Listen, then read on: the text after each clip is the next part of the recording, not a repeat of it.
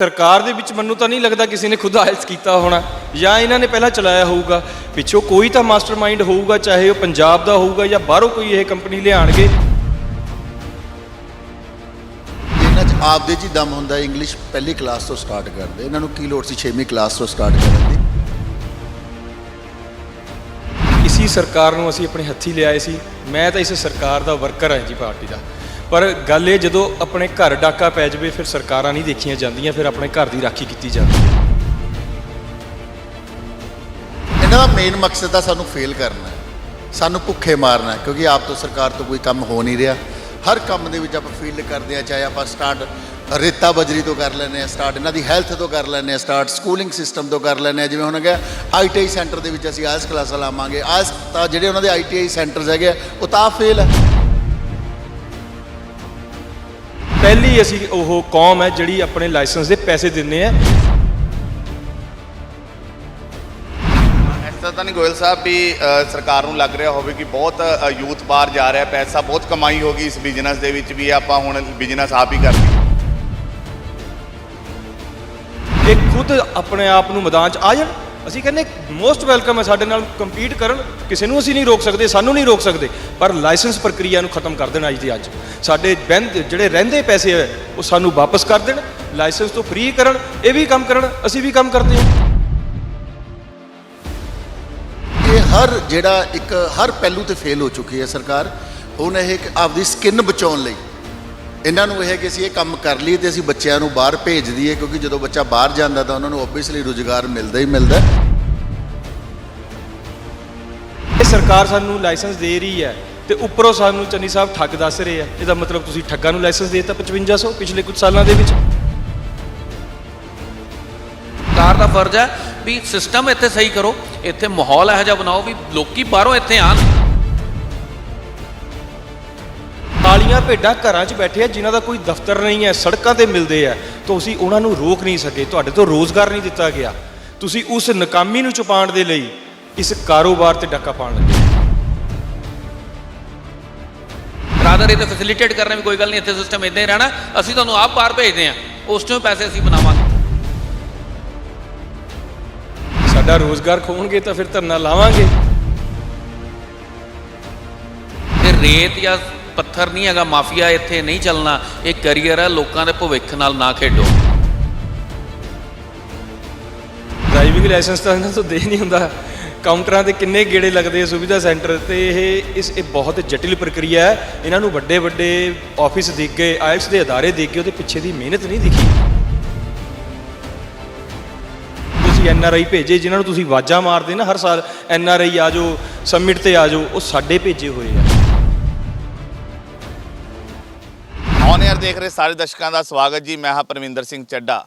ਅੱਜ ਮੌਜੂਦ ਹਾਂ ਚੰਡੀਗੜ੍ਹ ਪ੍ਰੈਸ ਕਲੱਬ ਦੇ ਵਿੱਚ, ਔਰ ਅੱਜ ਚੰਡੀਗੜ੍ਹ ਪ੍ਰੈਸ ਕਲੱਬ ਦੇ ਵਿੱਚ ਆਈਲੈਟਸ ਇੰਸਟੀਟਿਊਸ਼ਨ ਜਿੰਨੇ ਵੀ ਪੰਜਾਬ ਦੇ ਵਿੱਚ ਨੇ ਉਹਨਾਂ ਵੱਲੋਂ ਇੱਕ ਪ੍ਰੈਸ ਕਾਨਫਰੰਸ ਕੀਤੀ ਗਈ ਹੈ। ਜਿਹੜਾ ਤੁਸੀਂ ਕੱਲ ਬਿਆਨ ਦੇਖਿਆ ਹੀ ਹੋਣਾ, ਜਿਹੜਾ ਪੰਜਾਬ ਸਰਕਾਰ ਵੱਲੋਂ ਬਿਆਨ ਜਾਰੀ ਕੀਤਾ ਗਿਆ ਕਿ ਪੰਜਾਬ ਸਰਕਾਰ ਹੁਣ ਆਈਲੈਟਸ ਜਿਹੜਾ ਸਟੂਡੈਂਟ ਕਰਨਾ ਚਾਹੁੰਦੇ ਨੇ ਉਹਨਾਂ ਨੂੰ ਪੰਜਾਬ ਸਰਕਾਰ ਜਿਹੜਾ ਆਈਲੈਟਸ ਕਰਵਾਏਗੀ ਜੇਕਰ ਦੁਬਾਰਾ ਕਾਂਗਰਸ ਸਰਕਾਰ ਸੱਤਾ ਦੇ ਵਿੱਚ ਆਉਂਦੀ ਹੈ।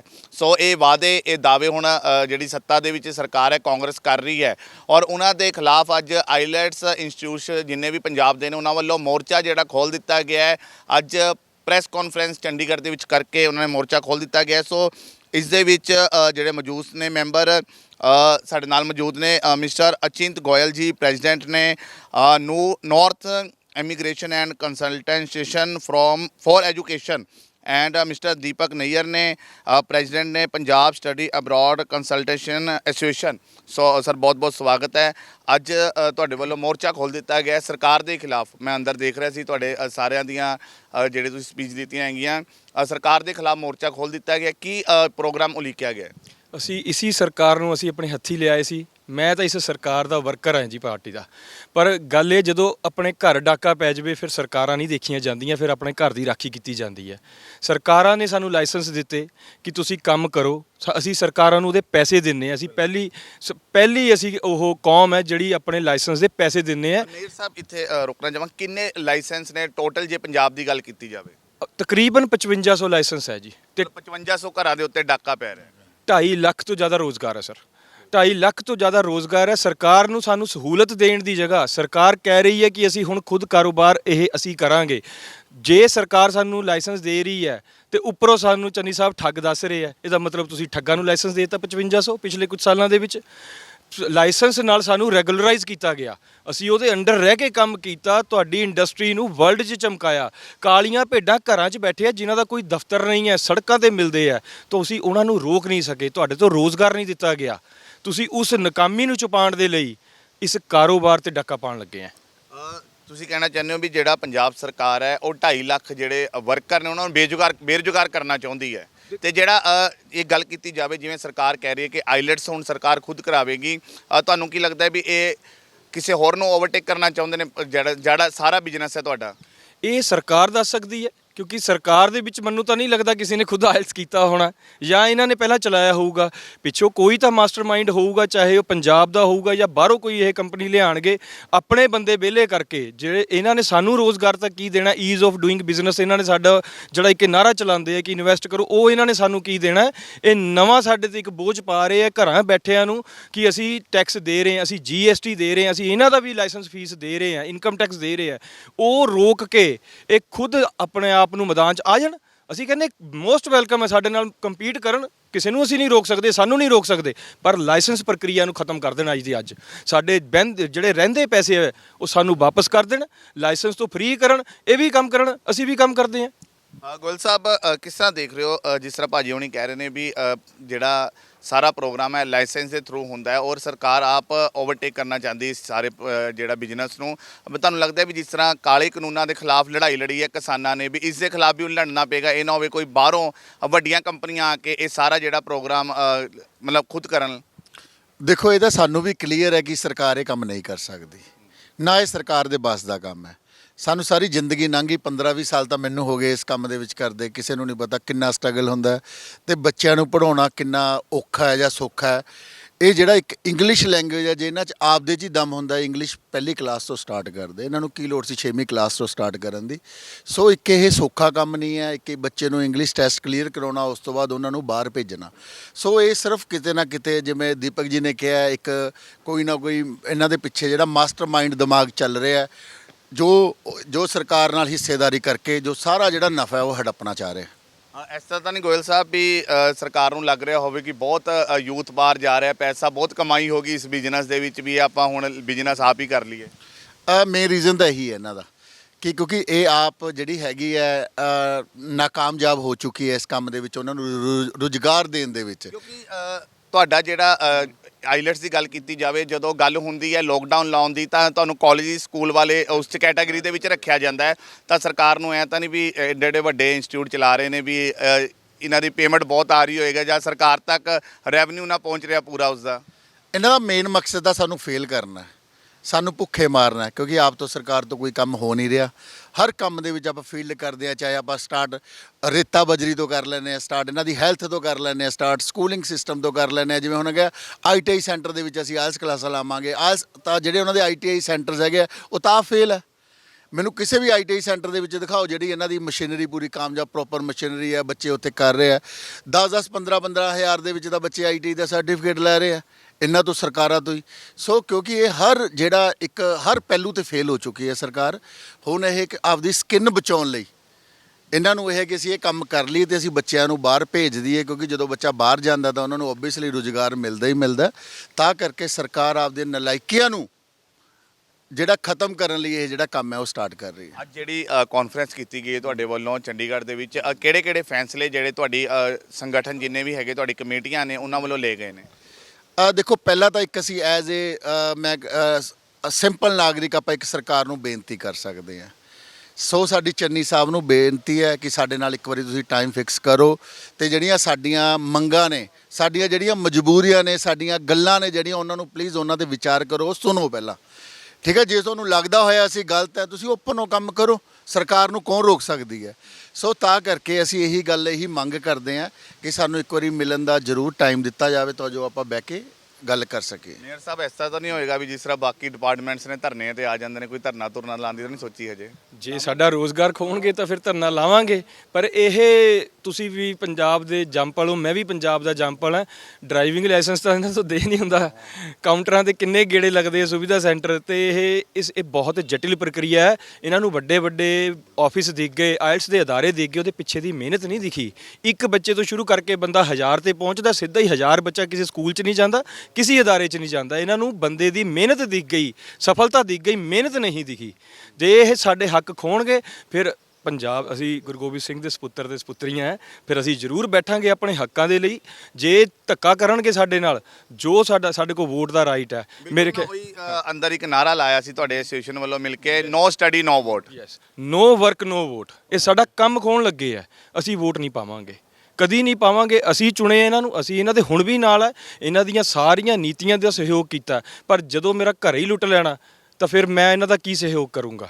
ਮੈਂ ਇਹਨਾਂ ਦੇ ਓਪੋਜ਼ਿਟ ਜਾਊਂਗਾ। ਪਰ ਮੇਰੀ ਪਹਿਲਾਂ ਦਰਖਾਸਤ ਹੈ ਸੀਐਮ ਸਾਹਿਬ ਨੂੰ ਕਿ ਇੱਕ ਤਾਂ ਇਹ ਡੈਰੋਗੇਟਰੀ ਵਰਡਸ ਸਾਡੇ ਲਈ ਨਾ ਵਰਤੋ। ਅਸੀਂ ਤੁਹਾਡੇ ਅੰਡਰ ਕੰਮ ਕਰ ਰਹੇ ਆ, ਪੰਜਾਬ ਦਾ ਨਾਮ ਕੀਤਾ ਹੈ। ਬਾਹਰੋਂ ਫੋਰਨ ਕਰੰਸੀ ਆ ਰਹੀ ਹੈ, ਪੰਜਾਬ ਦੀ ਤਰੱਕੀ ਇਸ ਕਰਕੇ ਹੋਈ ਹੈ ਜਦੋਂ ਅਸੀਂ ਐਨਆਰਆਈ ਭੇਜੇ, ਜਿਨ੍ਹਾਂ ਨੂੰ ਤੁਸੀਂ ਆਵਾਜ਼ਾਂ ਮਾਰਦੇ ਨਾ ਹਰ ਸਾਲ, ਐਨਆਰਆਈ ਆ ਜਾਓ, ਸਮਿਟ ਤੇ ਆ ਜਾਓ, ਉਹ ਸਾਡੇ ਭੇਜੇ ਹੋਏ ਆ।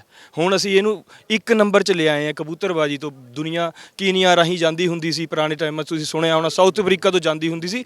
ਅਸੀਂ ਸਟੱਡੀ ਨੂੰ ਇੱਕ ਨੰਬਰ ਦੇ ਵਿੱਚ ਲਿਆਏ ਆ। ਇਹਨੂੰ ਸਾਨੂੰ ਕੰਮ ਕਰਨ ਦਿਓ, ਸਾਡੇ ਤੋਂ ਇਹ ਚੀਜ਼ਾਂ ਖੋਹੋ ਨਾ, ਸਾਨੂੰ ਸਹੂਲਤਾਂ ਦਿਓ, ਨਾ ਕਿ ਜਿਹੜੀਆਂ ਪਿੱਛੇ ਤੁਹਾਨੂੰ ਉਹਨਾਂ ਨੂੰ ਵੀ ਮੇਰੇ ਖਿਆਲ ਵਰਗਲਾਇਆ ਜਾ ਰਿਹਾ ਕਿ ਬਹੁਤ ਪੈਸਾ ਕੀ 18% ਜੀਐਸਟੀ ਇਹ ਲੈ ਜਾਂਦੇ ਆ। ਤੁਸੀਂ ਕਬੂਤਰਬਾਜੀ ਦੀ ਗੱਲ ਕੀਤੀ ਹੈ ਜੀ, ਅੱਜ ਤੋਂ 10 ਕੁ ਸਾਲ ਹੀ ਆਪਾਂ ਪਿੱਛੇ ਚਲੇ ਜੀ, ਆਪਾਂ ਪੜ੍ਹਦੇ ਹੁੰਦੇ ਸੀ ਵੀ ਆ ਫਲਾਣਾ ਕਬੂਤਰਬਾਜ ਫੜਿਆ ਗਿਆ ਫਲਾਣਾ। ਪਰ ਮੇਬੀ ਜਦੋਂ ਦਾ ਆਈਲੈਟਸ ਦਾ ਦੌਰ ਚੱਲਿਆ ਤਾਂ ਕੋਈ ਇਸ ਤਰ੍ਹਾਂ ਦੀ ਖਬਰ ਨਸ਼ਰ ਨਹੀਂ ਹੋਈ। ਜਿਹੜਾ ਆਇਲਸ ਦੇ ਹੋਣ ਨਾਲ ਜਿਹੜਾ ਕੰਮ ਹੈ ਬਹੁਤ ਰੈਗੂਲਰਾਈਜ਼ ਹੋ ਗਿਆ ਹੈ, ਸਿਸਟਮੈਟਿਕ ਹੋ ਗਿਆ। ਇੱਕ ਬੱਚਾ ਆਇਲਸ ਦਾ ਸਰਕਾਰ ਦੇ ਅੰਡਰ ਵੀ ਹੋ ਗਿਆ, ਸਰਕਾਰ ਦੇ ਅੰਡਰ ਹੋ ਗਿਆ, ਬੱਚਾ ਐਗਜ਼ਾਮ ਕਲੀਅਰ ਕਰਦਾ, ਉਹ ਲੀਗਲੀ ਤਰੀਕੇ ਨਾਲ ਬੱਚਾ ਬਾਹਰ ਜਾਂਦਾ, ਆਪਦੇ ਪੇਰੈਂਟਸ ਨੂੰ ਬੁਲਾਉਂਦਾ, ਉੱਥੇ ਸੈਟਲ ਕਰਦਾ। ਸੋ ਅਸੀਂ ਇੱਕ ਜਿਹੜਾ ਸਰਕਾਰ ਹੈ, ਅਸੀਂ ਉਹਨਾਂ ਦਾ ਸਰਕਾਰ ਦਾ ਕੰਮ ਜਿਹੜਾ ਉਹ ਆਸਾਨ ਕਰ ਰਹੇ ਹਾਂ।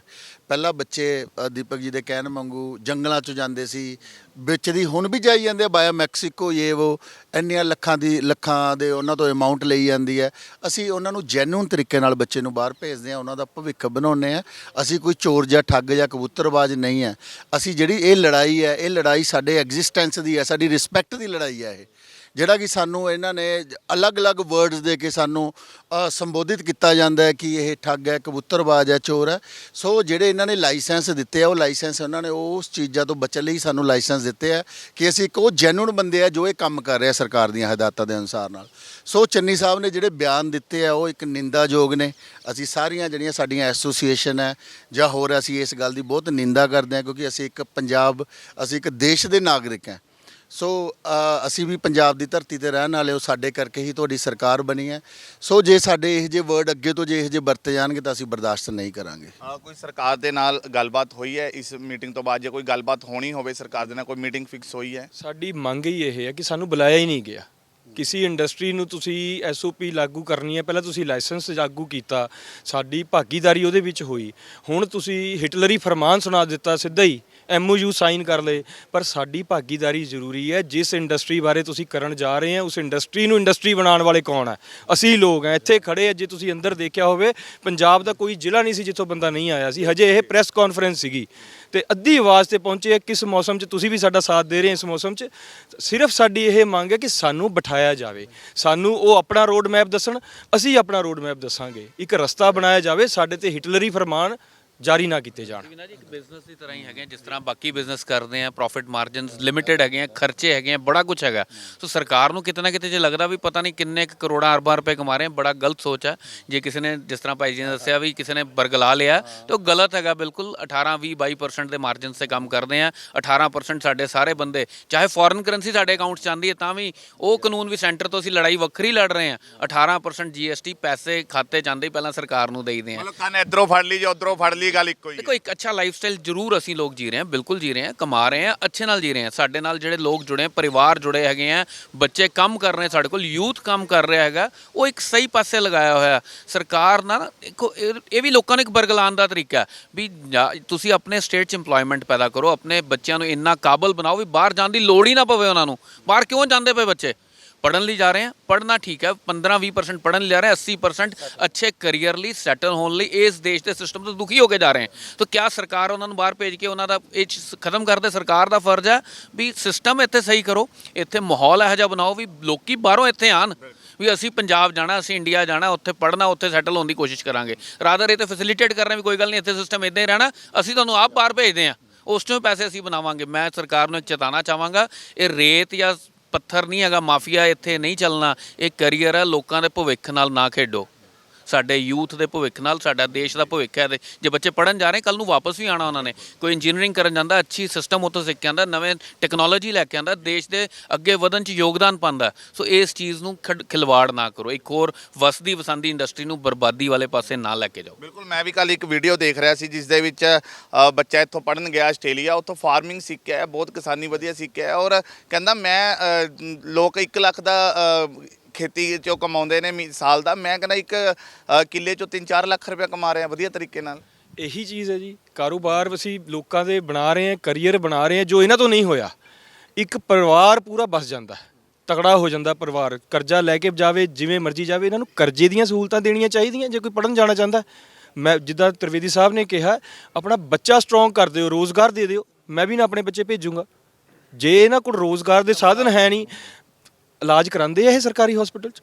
ਇਹ ਜਿੰਨੇ ਮੈਂ ਕਹਿੰਦਾ ਪੂਰੇ ਮੰਤਰਾਲੇ 'ਚੋਂ ਚੈਲੰਜ ਦੱਸ ਦਿਓ, ਸਰਕਾਰੀ ਸਕੂਲ 'ਚ ਕਿਹੜਾ ਬੱਚਾ ਪੜ੍ਹ ਰਿਹਾ, ਉਹ ਮਿਆਰ ਚੱਕਣ, ਲੋਕਾਂ ਦੇ ਕਾਰੋਬਾਰ ਨਾ ਚੱਕਣ, ਲੋਕਾਂ ਨੂੰ ਸਹੂਲਤਾਂ ਦੇਣ। ਨਾ ਕਿ ਤੁਸੀਂ ਇਲਾਜ ਕਰਾਉਣ ਜਾਂਦੇ ਆ ਸਰਕਾਰੀ, ਬਾਹਰ ਜਾਂਦੇ ਵਿਦੇਸ਼ਾਂ 'ਚ, ਨਿਊ ਦਿੱਲੀ ਜਾਊਗੇ, ਬੜੇ ਹਸਪੀਟਲਾਂ 'ਚ ਜਾਊਗੇ।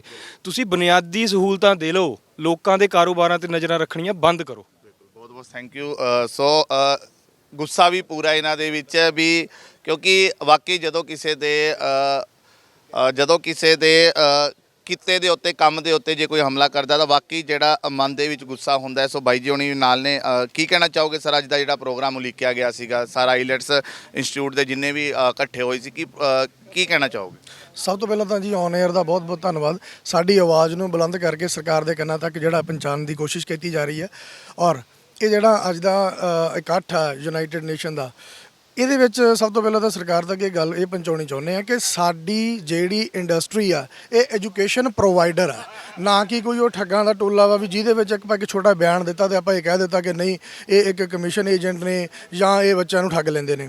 ਸੈਕੰਡ ਪੁਆਇੰਟ ਇਹ ਹੈਗਾ ਵਾ ਕਿ ਜਿਹੜਾ ਸਕੂਲ ਦੇ ਨਾਲ ਕੰਪੈਰੀਜ਼ਨ ਕੀਤਾ ਜਾਂਦਾ, ਉੱਥੇ ਇੱਕ ਨਰਸਰੀ ਤੋਂ ਲੈ ਕੇ 12th ਤੱਕ ਦਾ ਬੱਚਾ ਜਿਹੜਾ 16 ਦੀ ਏਜ ਤੋਂ ਨੀਚੇ ਹੁੰਦਾ, ਉਹ ਆਪਾਂ ਕਹਿ ਸਕਦੇ ਆ ਕਿ ਉਹ ਕੋਵਿਡ ਪ੍ਰਭਾਵਿਤ ਹੋ ਸਕਦਾ। ਇੱਥੇ ਸਾਰੇ 18+ ਬੱਚੇ ਹੁੰਦੇ ਆ ਜਿਹੜੇ ਕਿ ਮੈਚਿਓਰਡ ਆ ਔਰ ਸਾਰੇ ਵੈਕਸੀਨੇਟਡ ਆ। ਦੂਜੀ ਗੱਲ, ਕਬੂਤਰਬਾਜੀ ਤੋਂ ਪਿਛਲੇ 15-20 ਸਾਲਾਂ ਤੋਂ ਸਾਡੀ ਇੰਡਸਟਰੀ ਉੱਠ ਕੇ ਐਜੂਕੇਸ਼ਨ ਪ੍ਰੋਵਾਈਡਰ ਦਾ ਜਿਹੜਾ ਟੈਗ ਆ ਉਹ ਲਾਉਣ ਦੀ ਹਜੇ ਤੱਕ ਕੋਸ਼ਿਸ਼ ਕਰ ਰਹੀ ਆ, ਜਿਹਦੇ ਵਿੱਚ ਅਸੀਂ ਇੱਕ ਇੰਡਸਟਰੀ ਨੂੰ ਉੱਪਰ ਲੈ ਗਏ ਆ ਔਰ ਇੱਕ ਕੰਸਲਟੈਂਟ ਬਣਨ ਦੀ ਕੋਸ਼ਿਸ਼ ਕੀਤੀ ਆ। ਹਜੇ ਤੱਕ ਸਾਨੂੰ ਪ੍ਰੋਪਰ ਬਣਨ ਨਹੀਂ ਦਿੱਤਾ ਗਿਆ ਹੈਗਾ consultant. We are educational provider. ਅਸੀਂ ਸਟਾਰਟ ਤੋਂ ਲੈ ਕੇ ਬੱਚੇ ਦੀ ਆਫਰ ਲੈਟਰ, ਬੱਚੇ ਦਾ ਉਹ ਪ੍ਰੋਸੈਸ ਜਿਹਦੇ ਵਿੱਚ ਬੱਚੇ ਦਾ ਜਦੋਂ ਵੀਜ਼ਾ ਆਉਂਦਾ, ਨਾ ਕਿ ਸਾਡੀ ਡਿਊਟੀ ਉੱਥੇ ਵੀ ਖਤਮ ਹੁੰਦੀ ਆ। ਚੰਨੀ ਸਰਕਾਰ ਨੇ ਬੜੀ ਜਲਦੀ ਕਹਿ ਦਿੱਤਾ ਕਿ ਵੀਜ਼ਾ ਲੱਗ ਗਿਆ ਜੀ ਅਸੀਂ ਭੇਜਾਂਗੇ। ਔਰ ਜਿਹੜਾ ਪਿਛਲਾ 2 ਸਾਲ ਦਾ ਸਮਾਂ ਸਾਡੇ ਸਾਰਿਆਂ ਨੇ ਬਹੁਤ ਜ਼ਿਆਦਾ ਹੰਢਾਇਆ ਵਾ ਉਸ ਇੱਕ ਕਿਤਾਬ ਦੇ ਪ੍ਰਤੀ, ਉਹ ਵਾਰ-ਵਾਰ ਨੂੰ ਮੈਂ ਗੱਲ ਨੂੰ ਨਹੀਂ ਦੁਹਰਾਉਂਦਾ ਕਿਉਂਕਿ ਉਹ ਸਭ ਨੂੰ ਪਤਾ ਵਾ। ਉਹਦੇ ਵਿੱਚ ਸਿਰਫ ਮੈਂ ਇੱਕ ਗੱਲ ਇਹ ਕਹਿਣੀ ਚਾਹੁੰਦਾ ਵਾਂ ਕਿ ਜਿਹਦੇ ਵਿੱਚ ਜਦੋਂ ਬੱਚੇ ਇਸ ਕੋਵਿਡ ਦੇ ਦੌਰਾਨ ਫਲਾਈਟਸ ਲੈ ਕੇ ਗਏ, ਇੱਕ ਤਾਂ ਫਲਾਈਟਸ ਕਿੰਨੀ ਮਹਿੰਗੀ ਸੀਗੀ, ਦੂਸਰਾ ਮਹਿੰਗੀਆਂ ਨੇ ਤਕਰੀਬਨ। ਐਬਸੋਲੂਟਲੀ ਜੀ। ਅਗਰ ਕਿਸੇ ਦੀ ਰਜਿਸਟ੍ਰੇਸ਼ਨ ਨਹੀਂ ਹੋਈ ਤਾਂ ਉੱਥੇ ਮੈਨੂੰ ਇਹ ਦੱਸ ਦਿਓ ਵੀ ਕਿਹੜਾ ਸਰਕਾਰੀ ਬੰਦਾ ਆ ਕੇ ਰਜਿਸਟ੍ਰੇਸ਼ਨ ਕਰਾਊਗਾ ਜਿਹਦੀ ਆਨਲਾਈਨ ਰਜਿਸਟ੍ਰੇਸ਼ਨ ਤੋਂ ਬਿਨਾਂ 에ਅਰਪੋਰਟ ਦੇ ਉੱਪਰ ਫਲਾਈਟ ਨਹੀਂ ਹੁੰਦੀ, ਐਨਰੋਲਮੈਂਟ ਲੈਟਰ ਤੋਂ ਬਿਨਾਂ 에ਅਰਪੋਰਟ ਅਥਾਰਟੀ ਟੱਪਣ ਨਹੀਂ ਦਿੰਦੀ। ਥਰਡ ਜਿਹੜੀ ਚੀਜ਼ ਹੈਗੀ ਆ ਕਿ ਉੱਥੇ ਜਿਹੜਾ ਟਰੈਵਲ ਸਪੋਰਟ ਲੈਟਰ ਆ, ਇਹ ਬਹੁਤ ਸਾਰੀਆਂ ਟੈਕਨੀਕਲ ਚੀਜ਼ਾਂ ਵਾ ਜਿਹੜੀਆਂ ਸਿਰਫ ਕੰਸਲਟੈਂਟ ਨੂੰ ਪਤਾ। ਔਰ ਦੂਸਰੀ ਇਸ ਤੋਂ ਉੱਪਰ ਜੇ ਆਪਾਂ ਗੱਲ ਕਰਦੇ ਹਾਂ ਕਿ ਕਮਿਸ਼ਨ ਦਾ ਜਿਹੜਾ ਸਟਰਕਚਰ ਹੈ, ਉਹਦੇ ਨਾਲ ਰੈਵਨਿਊ ਜਿਹੜਾ ਹੈਗਾ ਵਾ 50% ਤੱਕ ਜਿਹੜਾ ਹੈਗਾ ਵਾ ਉਹ ਡੀਪਲੀ ਇਨਕਰੀਜ਼ ਹੁੰਦਾ ਵਾ, ਕਿਉਂਕਿ ਸਾਡੀ ਸਾਰੀ ਇੰਡਸਟਰੀ ਦੇ ਜਿੰਨੇ ਵੀ ਬੰਦੇ ਆ ਉਹ ਸਾਰੇ 18% ਦੀ ਜਿਹੜੀ GST ਪਹਿਲਾਂ ਤਾਂ ਉਹ ਪੇ ਕਰਦੇ ਆ after the commission. And I know ਕਿ 33% ਜਿਹੜਾ ਗਵਰਨਮੈਂਟ ਟੈਕਸ ਅਸੀਂ ਉਹ ਵੀ ਪੇ ਕਰਕੇ ਸਰਕਾਰ ਦੀ ਝੋਲੀ ਪਾ ਕੇ ਫਿਰ ਆਪਦੀ ਕਮਾਈ ਨੂੰ ਲੈਂਦੇ ਆ। ਨਾ ਕਿ ਬੜਾ ਸਿੰਪਲੀ ਆ ਕਿ ਅਸੀਂ ਇੱਕ ਬੱਚਾ ਭੇਜਿਆ ਜੀ ਉਹਦਾ ਕਮਿਸ਼ਨ ਲੈ ਲਿਆ, ਕਿਉਂਕਿ ਬੱਚੇ ਨੇ ਆਪਣੀ ਉਨੀ ਹੀ ਫੀਸ ਪੇ ਕਰਨੀ ਆ, ਚਾਹੇ ਉਹ ਸਰਕਾਰ ਤੋਂ, ਚਾਹੇ ਉਹ ਇੰਡੀਵਿਜੂਅਲੀ, ਚਾਹੇ ਉਹ ਸਾਡੇ ਥਰੂ ਜਾਵੇ। ਸਾਡੇ ਥਰੂ ਦਾ ਮਕਸਦ ਸਿਰਫ ਇਹ ਹੈ because we are license holder, we provide our all the information to the government sector for the DC of our the nearest the district, and then we are eligible to provide the education, we are provide to the consultancy service to all our students. Thank you sir, ਬਹੁਤ ਬਹੁਤ ਧੰਨਵਾਦ ਤੁਹਾਡਾ। ਸੋ ਬਾਕੀ ਜਿਹੜਾ ਇਹਨਾਂ ਦਾ ਕਹਿਣਾ ਹੈ ਕਿ ਸਾਡੀ ਜਿਹੜੀ ਇੰਡਸਟਰੀ ਹੈ ਜ਼ਰੂਰ ਅਸੀਂ ਗਵਰਨਮੈਂਟ ਦੇ ਅੰਡਰ ਆਉਂਦੇ ਹਾਂ, ਅਸੀਂ ਗਵਰਨਮੈਂਟ ਨੂੰ ਉਸ ਦਾ ਜਿਹੜਾ ਉਹਨਾਂ ਦਾ ਬਣਦਾ ਹੱਕ ਹੈ ਉਹ ਵੀ ਅਸੀਂ ਦਿੰਦੇ ਹਾਂ। ਔਰ ਗੁੱਸਾ ਅੱਜ ਇਹਨਾਂ ਦੇ ਵਿੱਚ ਪੂਰਾ ਹੈ, ਕਿਉਂਕਿ ਇਹ ਕਹਿੰਦੇ ਨੇ ਵੀ ਸਾਨੂੰ ਜਿਹੜਾ ਬਹੁਤ ਗਲਤ ਸ਼ਬਦ ਦੇ ਨਾਲ ਸੰਬੋਧਿਤ ਕੀਤਾ ਗਿਆ, ਠੱਗ ਤੇ ਕਬੂਤਰਬਾਜ਼ ਕਹਿ ਕੇ ਸਾਨੂੰ ਸੰਬੋਧਿਤ ਕੀਤਾ ਗਿਆ। ਔਰ ਸਰਕਾਰ ਨੂੰ ਸਾਡੇ ਵੱਲੋਂ ਚੇਤਾਵਨੀ ਹੈ, ਜੇ ਸਾਡੇ ਕੰਮਾਂ ਕਾਰਾਂ 'ਤੇ ਸਰਕਾਰ ਨਜ਼ਰ ਰੱਖੇਗੀ ਤਾਂ ਅਸੀਂ ਜਿਹੜਾ ਨੋ ਵਰਕ ਨੋ ਵੋਟਿੰਗ ਦਾ ਫਾਰਮੂਲਾ ਜ਼ਰੂਰ ਅਪਣਾਵਾਂਗੇ। ਕੈਮਰਾ ਪਰਸਨ ਯਾਦਵਿੰਦਰ ਸਿੰਘ ਦੇ ਨਾਲ ਪ੍ਰਵਿੰਦਰ ਸਿੰਘ ਚੱਡਾ, ਔਨ 에ਅਰ, ਚੰਡੀਗੜ੍ਹ।